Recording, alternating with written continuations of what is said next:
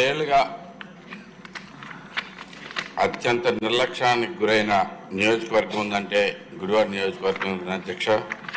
అనేక సమస్యలు అలాగే పెండింగ్ పెట్టేసుకుని ఏమాత్రం పనంటూ జరగకుండా ఎలాంటి ప్రతి విషయంలోనూ అత్యంత నిర్లక్ష్యంగా వ్యవహరించిన పాత ఎమ్మెల్యే.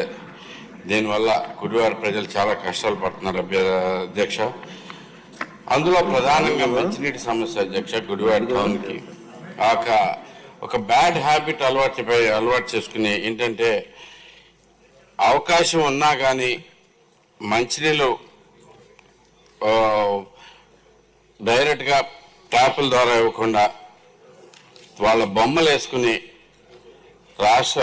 ఊరంతా ట్యాంకర్లు తిప్పుతా ఏదో చాలా అత్యంత ప్రజాసేవ చేస్తున్నట్టుగా ఫీల్ అవటానికి తను